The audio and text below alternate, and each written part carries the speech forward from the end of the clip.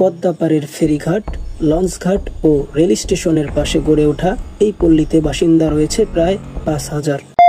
কর্মীর পেশা ছেড়ে স্বাভাবিক জীবনে ফিরতে চান এশিয়ার বৃহত্তম পল্লী হিসেবে পরিচিত রাজবাড়ীর পল্লীর বয়স্ক কর্মীরা। এখানে আমাদের ইনকাম নেই, কামাই সোর্স নেই, এখানে থাকে কি করবো? এখানে তো খাওয়ার টাকাই থাকে না, বাল বাচ্চা নিয়ে মেলা কষ্ট, ইচ্ছা আছে বাইরে চলবে। পদ্মাপাড়ের ফেরিঘাট, লঞ্চঘাট ও রেল স্টেশনের পাশে গড়ে ওঠা এই পল্লীতে বাসিন্দা রয়েছে প্রায় ৫,০০০। পেশার সাথে সরাসরি জড়িত প্রায় ১৩০০ নারী। এর মধ্যে অনেকের বয়স ৫০-এরও বেশি হওয়ায় এখন কমে গেছে আয়, ফলে খেয়ে না খেয়ে দিন কাটে তাদের।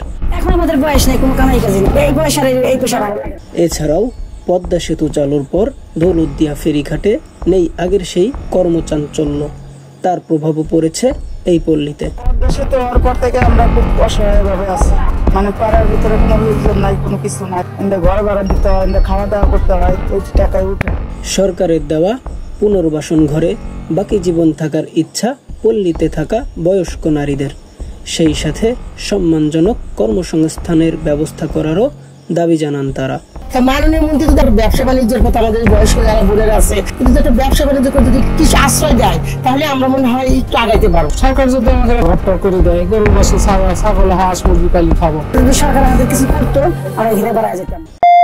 পল্লীর এসব নারীদের পুনর্বাসনে সরকার ইতিমধ্যে কাজ শুরু করেছে বলে জানান দৌলতদিয়ার অসহায় নারী ঐক্য সংগঠনের সভাপতি ঝুমুর বেগম। তাদের জীবন জীবিকার পথে চালানোর খুব কষ্ট তাদের, যদি সরকার থেকে যদি তাদেরকে থাকার জন্য ঘরের ব্যবস্থা করে দিই, তারা এই পেশার থেকে তারা বাড়াই আসতো। আমি মনে করি প্রত্যেকটা মানুষের জন্য পুনর্বাসনের দরকার, যারা অবিলিত তাদের প্রত্যেকের জন্য পুনর্বাসনের দরকার। সব থেকে বড় কথা আজকে যে ইউনো সাহেব আসছে আমাদের সাথে কথা বলছে, স্যার বললো যে 50-এর উপরে যারা আছে তাদেরকে আমাদের একটা তালিকা দিবে। এইদিকে এই নারীদের পুনর্বাসনে উপজেলা প্রশাসনের পক্ষ থেকে তদারকি শুরু হয়েছে বলে জানান রাজবাড়ীর গলন্ধ উপজেলার নির্বাহী কর্মকর্তা মোহাম্মদ জাকির হোসেন।